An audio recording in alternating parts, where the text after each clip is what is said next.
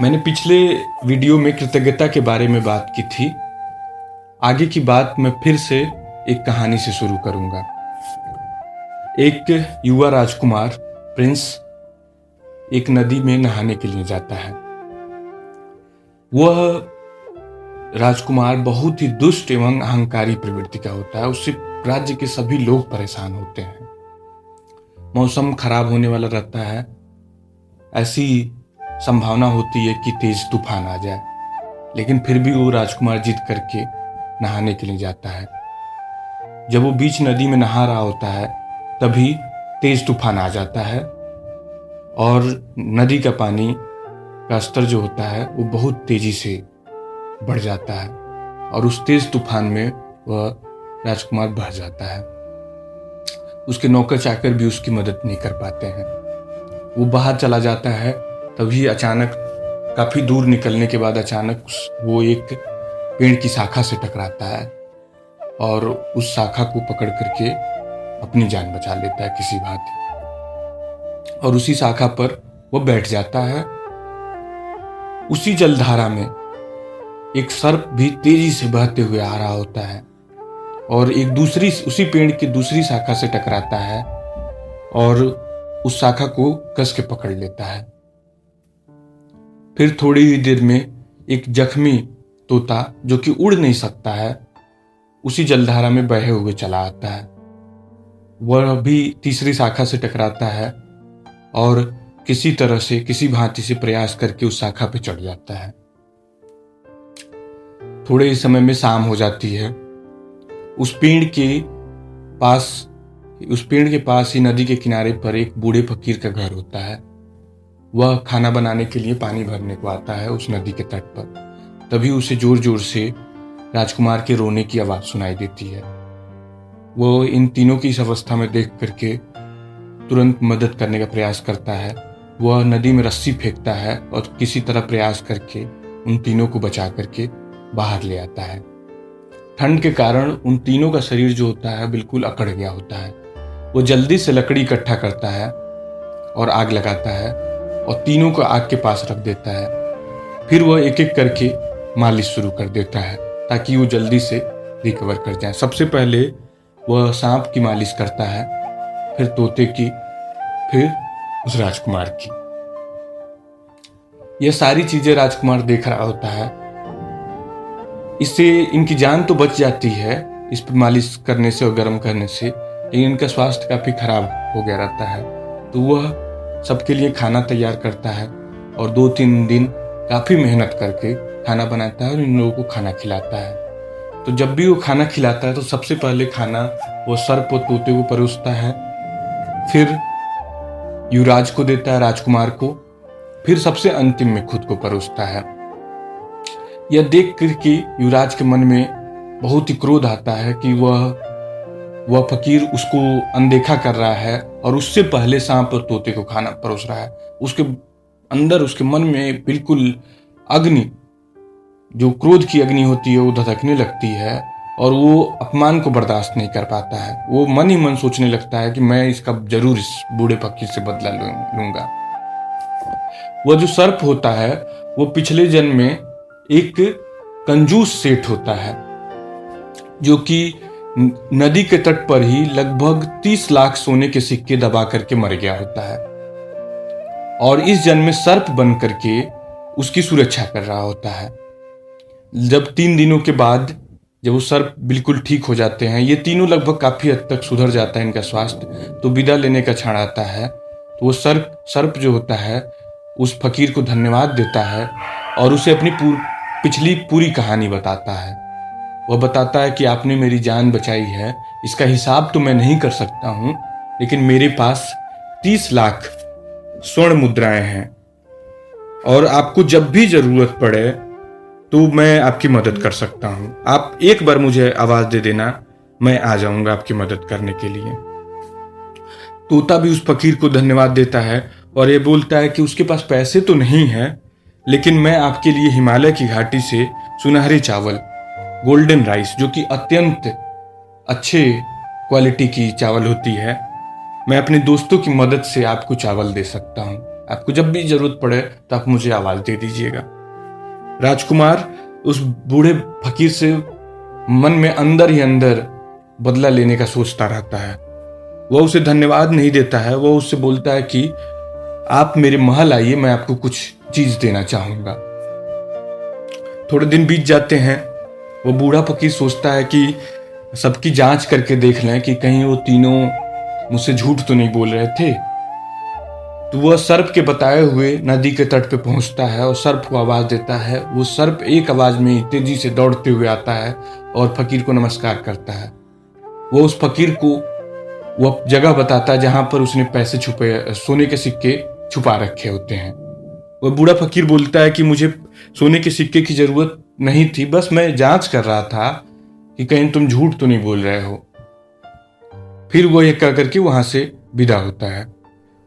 वह उस तोते के पास जाता है और उसकी एक आवाज में वह तोता अपने पूरे साथियों के साथ आ जाता है और वो उससे बोलता है कि मैं आपकी कैसे मदद करूं।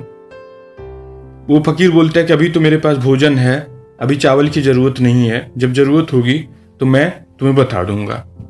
फिर अंत में वो उस राजकुमार से मिलने जाता है। राजकुमार जैसे ही उस फकीर को देखता है उसका खून खौलने लगता है।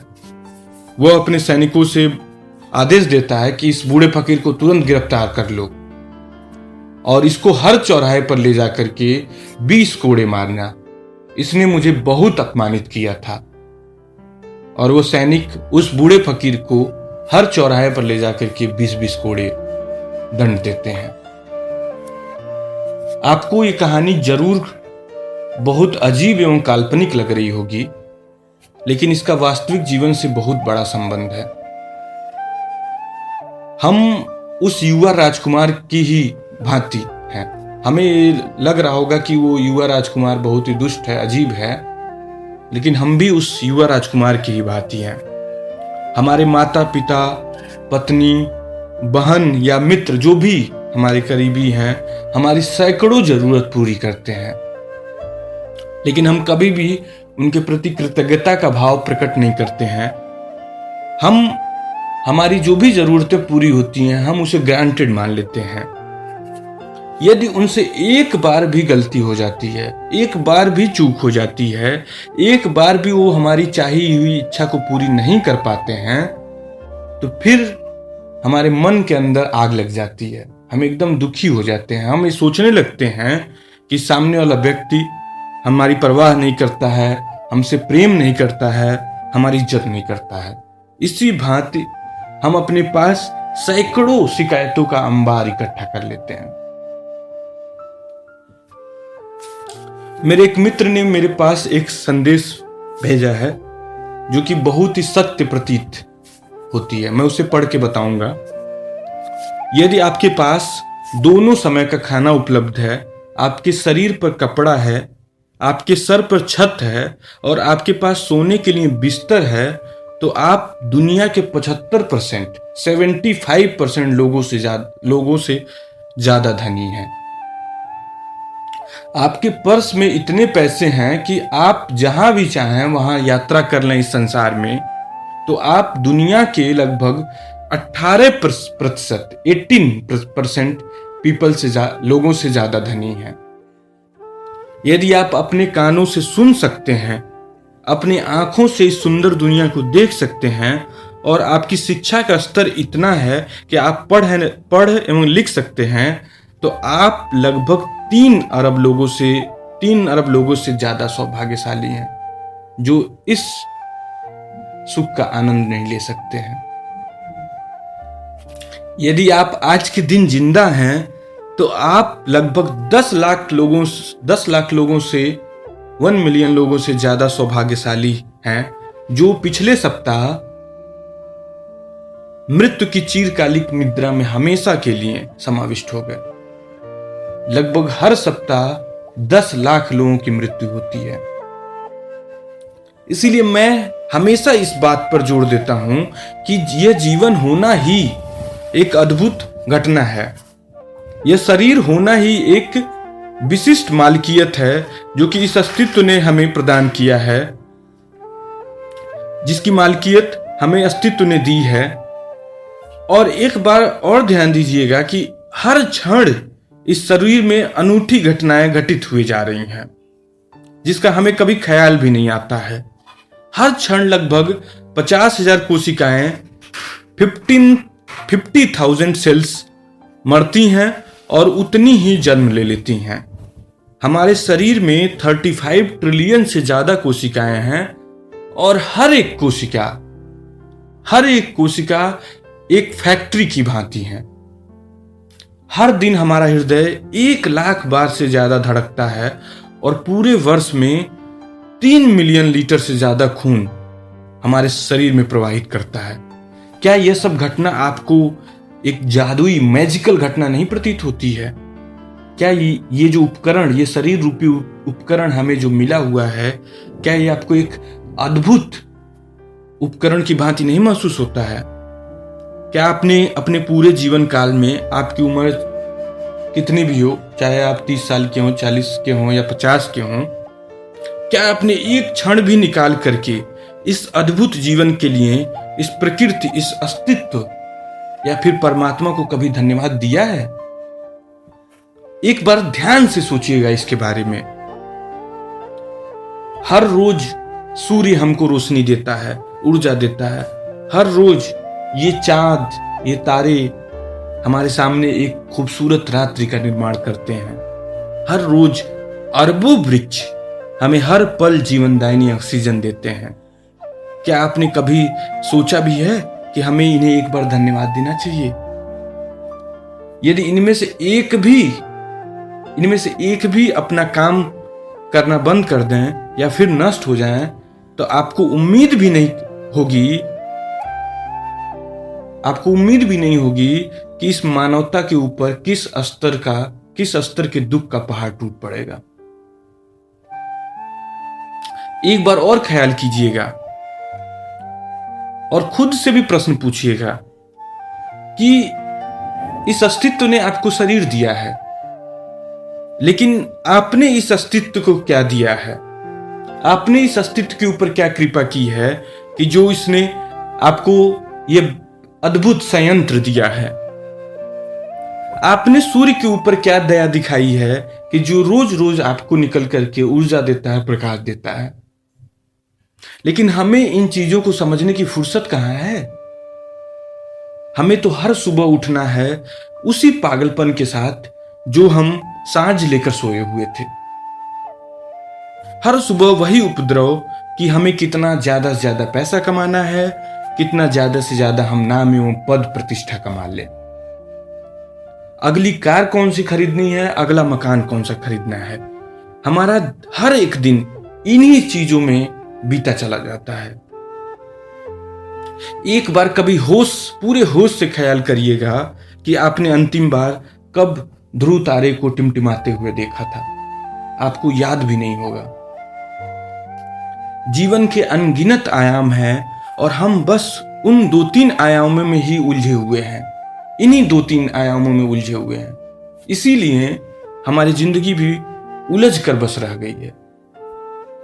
हमारे धर्म ग्रंथ, धर्म गुरु एवं तमाम दार्शनिकों ने जीवन के दुखों से तिरोहित होने के लिए 2 मार्ग बताए हैं, ध्यान का मार्ग एवं प्रेम का मार्ग।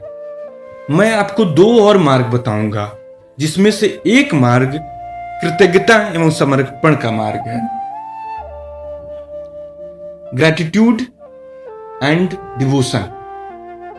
यदि आपके जीवन में कृतज्ञता की लौ का जागरण हो गया तो आपके जीवन में एक दूसरे ही भांति की खुशबू होगी, एक विशिष्ट प्रकार का स्वाद आपके हाथ लग जाएगा।